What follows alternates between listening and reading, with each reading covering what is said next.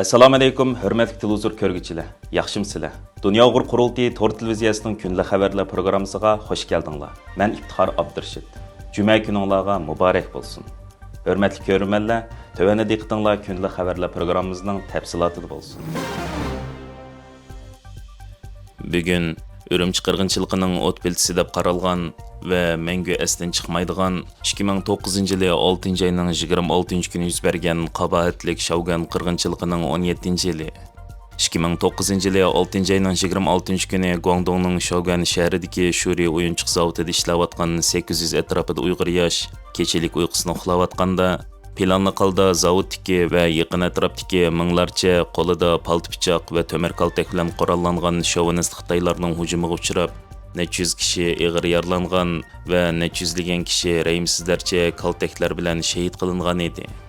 Shu kuni kechasi tarqalgan zavod qo'rosining qonga bo'yalgan sin ko'rinishi Uyg'ur axborot vositalarining diqqatini tortgan bo'lib, ayni vaqtda Xitoy matbuotlarida bu haqda hech qanday sado yo'q. Aksincha, atalmish Xinjiang Uyg'ur avtonom rayonlik hukumatining qo'rchoq raisi Nurbekri ba'zi Uyg'urlar yerliklarga po'xirlik qilg'ashqa, yerliklarning hujumiga uchirgan deb gunohni Uyg'urlarga ortishga urinatdi. Shu vaqtda naq maydondan qochib qutulgan yoshlarning Uyg'ur biz, diyorim, selkin qatorliq torbetlarga inkas shaklida yozgan xabarlarda vaqada eng az bo'lgandimi 200 dan kishi o'ldi, yaralandi. Taң atqıcha bir misaqchi kelmedi. Biz hozir 100 ga yaqin kishi zavodning orqa tarafidagi tog' tepidagi o'rmonga yoshirindiq. Taң atqanda shahar kirib, torxonadan bu ahvolni yezyapmiz. Shahar kirgicha yo'l bo'yidagi Xitoylarmi bizga tehdid soldi va bizga maymunni tomosha qilganda qarashdi degan tafsilotlar yurakni titratgan edi. Shu chaqda mazkur qonliq voqeaning jarayonlari Xitoy millatchilarining köy toplarda nəhayət keng tarqalgan bo'lib, ayni chaqda zavodning yotoq binolarida muqanliq manzarani tomosha qilayotgan Xitoylar Uyg'urlar hujumga uchirgan ko'rinishlarni xuddi bir g'albini tantana qilgandek tomosha qilgan va bu ko'rinishlarni bir-biriga avatishib nəhayət keng tarqatgan bo'lib, tix inkaslarda qancha hayvon o'libdi degan savollar uchraydi.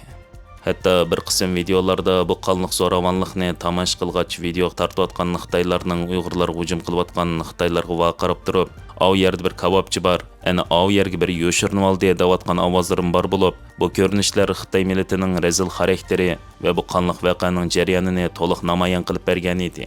Bu qonliq qirg'inchilik Uyg'ur xalqini va bu yoshlarning oilasini bir tarafdan qattiq g'azablantirsa, bir tarafdan andishiga solgan bo'lib, Xitoy hukumatining va atalmish Uyg'ur avtonom rayonlik hukumatining hech qanday inkas bildirmay aksicha Uyg'urlarni gunohkor ko'rsatishga urinishi, hatto uni po'xirlik voqeasi deb voqeaning xarakterini burmalamoqchi bo'lishi, Sharq Turkistondan Xitoyga 5-chi emgak kuchi nomida Uyg'ur qizlarini yo'tkashga qarshi aran turgan xalqning g'azab nafratini toshirgan va bu voqea 5-iyul Urumchi voqeasining piltisi bo'lib qolgan edi. Mana shuningdek Xitoy doiralarining bu voqea haqida ochiq-oshkor bo'lmasligi va bir Xitoyni jinoiy javobgarlik tortmasligi Uyg'urlarni qattiq norozi qilib, zo'r jamoat fikri hosil qilgan. Natijada Uyg'ur torbetlarida e'lon qilingan chaqiriqlarga asosan 5-iyul kuni necha minglagan oliy maktab o'quvchilari tinchlik bilan adolat talab qilib, Urumchi ko'chalariga chiqib, tinch shakllik namoyish qilib, atalmish Xinjiang Uyg'ur avtonom rayonlik xalq hukumatining oldida hukumatdan bu adolatsizlikka javob berishni talab qilgan edi. Afsus, Xitoy hukumati bu tinch shakllik namoyishni qonliq bostirib, qirg'inchilik ilib bordi.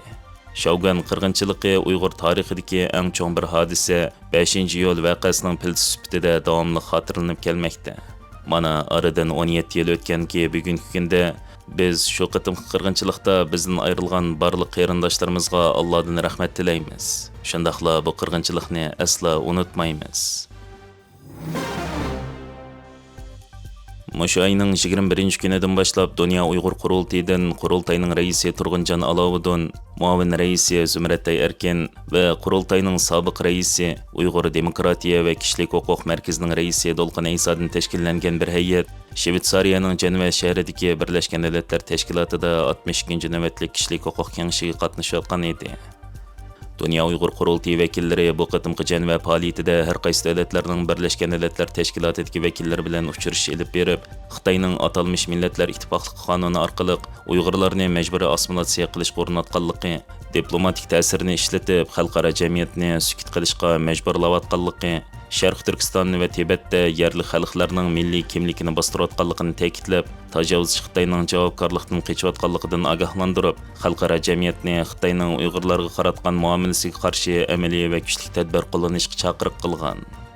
Naq maydondan stansimizning ziyoratini qabul qilgan Qurultay raisi Turg'unjon Alovuddin apandi bu qatimqi janva faoliyati haqida tafsilotlarni ko'rmanlar bilan o'rtoqlashdi. Assalomu alaykum. Dunyoning har qaysi joylaridagi aziz Sharq Turkistonlik qarindoshlar. Bugun biz Dunyo Uyg'ur qurultayidan kelgan bir hay'at Birleşken Devletler Teşkilatı'daki 3 günlük faaliyetimizni tugatdik.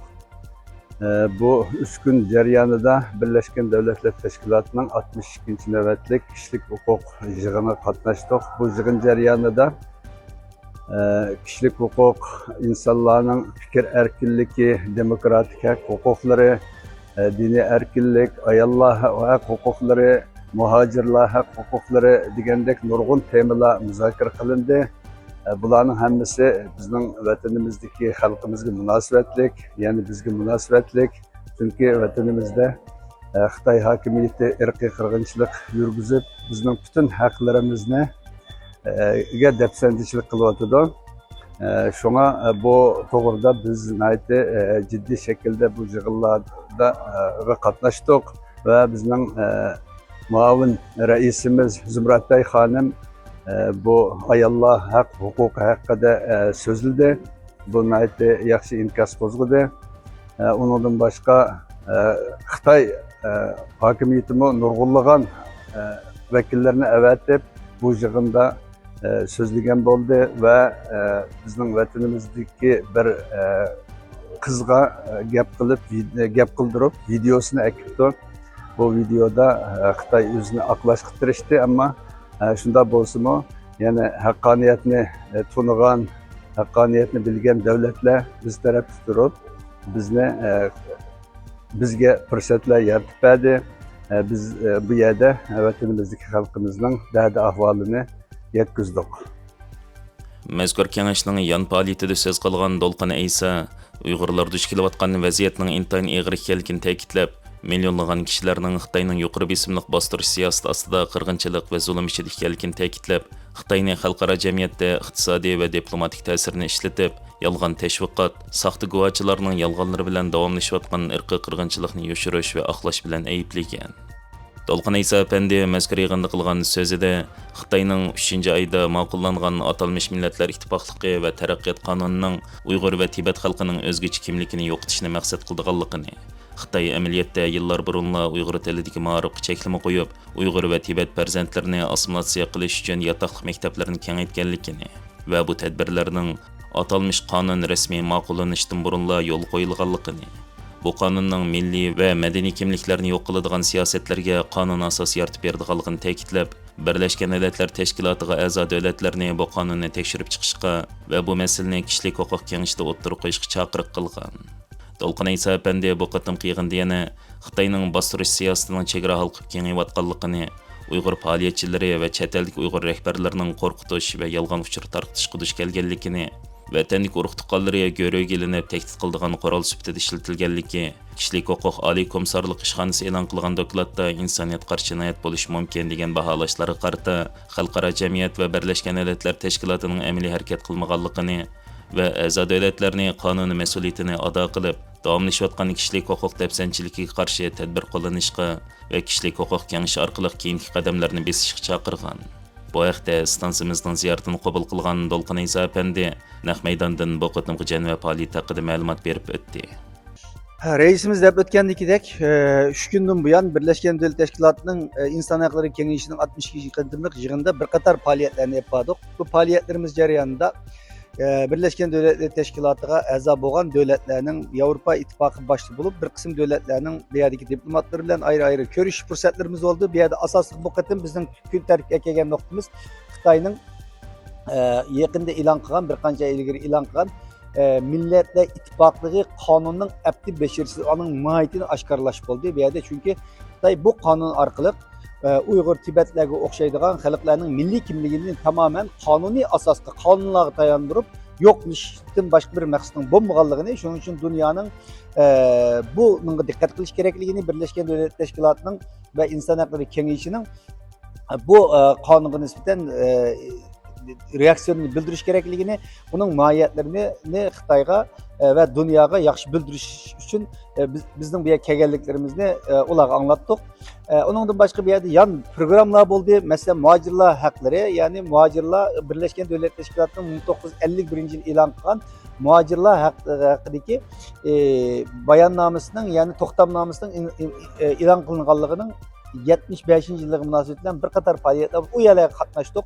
Nurg'un davlatlarning elçileri keldi. Biz bu yerda Uyg'ur muhacirlar duch kelayotgan Tayland, mesela Taylandga Uyg'urlar duch kelgan, Xitoyga qaytirib kelgan, har qaysi davlatlardan qaytirib kelgan Uyg'urlar duch kelgan masalalarni bu yerda o'tirib qo'yish orqali Uyg'ur muhacirlarining haqqining qo'g'dilishi kerakligi masalasini o'tirib qo'ydik. Ve ondan başka yana bir yerde Tayvan elçixanası ve şundakla Tibet teşkilatlarının birlikte orunlaştırılan bir yığınlığıma üniversitedeki, Ceneva Üniversitedeki o yığınlığa katlaşıp bir yerde yana Uygur erkek kırgınçılıklarını oturup koyuş, birlikte hemkarlış meseleleri hakkında yaxşı söhbetlerimiz oldu. 3 günlük programımız naydı muvaffakiyetli, keng dairde okşamagan temalarda ötküzüldü. Tajovuzchi Xitoy bu qitimmi yana har qitimqiga o'xshash yana bir Uyg'ur ayolni olib chiqqan bo'lib, bu saxta guvochi naq maydonda Zumrat Erkin xonim bilan Xitoyning qirg'inchilik jinoyatini aqlab gap talashgan. 신장 바스볼도 신장의 darvozasi tantasha o'tib. Darvoza ochiq degan bilan kirolmaydi hech kim. Siz kiramisiz, sizni kiralaydigan odamchiq. Kiralaydigan odamlarga shular ko'rsa, shular his qilsa, bo'ldim, ishda qilyapamni, qilmatamni. Shunaqa Olgan odam kiramaydi. Sizni kiramay turib, ayda o'tmadi, unda qiluvdingiz, bu yolg'onchilik bo'ldi. Yolg'onchilik emas, chunki nurg'un insonlar, men taniydigan insonlar bordi. Aşılar kesin, aşılar kesin. Shular hep dedi. Ben şu köğünümle, yesqiyğinimle, tuğuqiyğinimle, turmuşumla sözlemem verdim. Bu sın mı şunda? Aşkelan okşumaydıgan emne şey Ama o əməliyyat başqa tursa, o yağan Siz qana siz deganlar əməliyyat qılam. Ya mən deganlar emas, bütün işlərdə məsələn BDT-də əmiz davatı doğru. Siz Şinjan'da əməz turub, Şinjan'da ahvalı kerak kimni bilərəm. Boldu, onda işgələndən paranız kimisi yox. Siz bir Şinjan'da tuğmagan adam, Şinjan'da ahvalını Ananın kim özünüz yurtdan keçib ketgan adamlar, ondan mən sizdən paranız yox. Mən keçib getmədim. Onda işgələndən paranız kimisi yox. Ama diye ki bunda yağan sözler şunun diyeyim, ekmek var şunun. Siz yalan sözler kadın, siz menemez. Siz yalan sözler kadın. Bir yerde erkinliğimiz var karan. Şinjan'da erkinlik yok mu? Ben Şinjan'da erkinlik yok mu? Misal kilalemdi. Dolap ekegemdi. Meni bir kişi dolap misal akılıp sırlamışlar sözleşelemdi. Tovdan kız. Tov emas. Oldu mu? Sizde Uygurlarını biz jıq gördük. Misal lagerlardan çıkan Uygurlar biz lağmen bolu için bilmeydik. Lager kırışın bulunda başladık. Ben ondan meni bir kişi dolap ekemedim. Ben özüm yaxşı nima qilmışlar demədim, keldim. Əmdi. Bu qağan ondan sonra siz işlənmisiniz, o artıqca sizdə çıxında İşin iş başqa, əməliyyat başqa. Yig'in jarayonida Zumrat Erkin stansimizning ziyoratini qabul qilayotganda bir qism Xitoylar rasmga tortib nazorat qilishga uringan. I'm going to report you on to the secretariat. What is your name? I have photos of you. Ve Xitoy BDT ichidimi nomus qilmasdan qurultay vakillariga parakanchilik silishga uringan. Bu qitimki yig'indimi yana bir qancha elchixonalar bilan, bir qancha davlatlar bilan, diplomatlar bilan ko'rish fursatiga ega bo'ldik. Bu jarayonda shu yaqinqi Xitoyning yaqinqi chiqargan qonun to'g'risida bular ma'lumotlarni yetkazdik va shu fursat bilan birga vatanimizdagi irqiy qirg'inchilikning yanada davomlashayotganligini bildirgan bo'ldik. Ondan sırt yana bir qancha oliy dokladchilar bilan, komitetlar bilan, BDT'ning komitetlari bilan ko'rish fursat bo'ldi. Endi juma kuni yana bir ayrim shu o'xshash 62-chi navbatlik kishilik huquq kengash yig'inining davomlashayotgan vaqtidami ayrim bir parallel shaklda bir yig'in ochmoqchi shu yangi qonun to'g'risida. Buningga biz Dünya Uyg'ur qurultayidan qatnashgan bo'ldik. Demak, bizning bir haftalik faoliyatimiz bu yerda oxirlashadi. Dünya Uyg'ur qurultayi ve Uyghur Demokratiya Kişilik Hukuk Merkezi tarafidan Berlin'de açılgan 3. növetlik Xalqaro Uyghur munbiri ve Xitayning qirg'inchilik siyosati haqida Epoch Times gazetining nemischa kanali dаңlıq mutaxassislarni ziyorat qilib maxsus film ishlagan bo'lib, bu filmda Dunyo Uyg'ur qurultiyi Berlin ishxonasining mudiri G'ayur Qurban, dаңlıq psixolog va tadqiqotchi Thomas Scholz ve Epoch'ning dаңlıq analizchisi Tilman Massa qatorliqlar Xitoyning qirg'inchilik jinoyati haqida tafsiliy to'xtalgan. Bu filmde Berlin'de ötkazilgan Xalqaro Uyg'ur munbirida Xitoyning Sharq Turkistonda yurgizgan kishilik huquq dafsanchiligi va xalqaro jamiyatning bu jihatdagi mas'uliyati to'g'risida muhokama olib berish uchun dunyoning har qaysi joylaridan kelgan mutaxassislar va faoliyatchilar bir yerga jam bo'ldi. Shuning bilan bir vaqtda faoliyatda o'tirib qo'yilgan ayblashlar yana bir qatim Xitoy hukumatiga qartilgan xalqaro tanqidlarning davomlashayotganligini oshkorlab, munbirga qatnashgan olimlar, siyosatchilar, kishilik huquq qo'g'duvchilari va Uyg'ur vakillari Xitoy hukumatining faqat davlat ichida emas, balki chet ellardagi o'qituvchilarni bostirishga urinayotganligini, Sharq Turkistonda bo'lsa Uyg'urlarni majburiy emgakka silish, chegara halqagan bostirishning davom qilayotganligini ilgari surdi deganlarni bildirgan.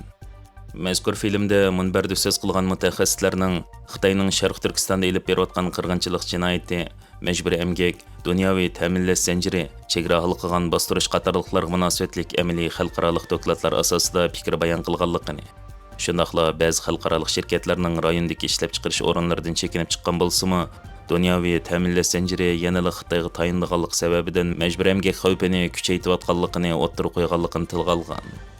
Filmda G'ayur Qurban masalaning faqat Sharq Turkiston bilan cheklanib qolmaydiganligini, Xitoyning bostirish siyosatlarining kunsiri kengayib, hatto Berlinda parakanchilik silish qo'ringanligini, Xitoy hukumati yaqin yillardan buyon jazo lager sistemasini shakl o'zgartib, majburiy emgak programmalariga aylantirayotganligini, xalqaro jamiyatning bu hadislarni faqat rayonlik masala deb qaramaslik kerakligini ta'kidlagan.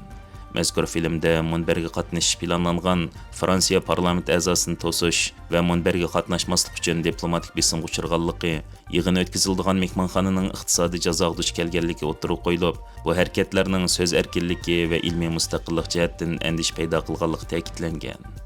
Mazkur filmda yana bu qatimqi Uyg'ur munbirining xalqaro jamiyatga qilgan chaqiriqiga alohida o'rin berib, demokratik davlatlarning kishilik huquq dafsanchiligiga qarshi tiximi qat'iy pozitsiya tutish kerakligini, majburiy emgak haqida mavjud sohalardagi iqtisodiy hamkorlikni qayta ko'rib chiqishini, shirkatlarning kishilik huquq majburiyatini to'liq ado qilishini va hukumatlarning xalqaro qonun doirasida tixim unumli tadbir qo'llanishini, shaxslarning o'zlari setib olgan mahsulotlarning ishlab chiqarish jarayonlaridan xabardor bo'lishining muhimligini ta'kidlagan. Hörmətli görürmənlər, yuqorida diqqətinizə günlük xəbərlər proqramımızın təfsilatını sundum. Keng qitimliq sanımızgacha ko'rishgacha omon bo'lgaysizlar. Stansiyamizning YouTube kanaliga a'zo bo'lishni unutmang. Xayr xo'sh.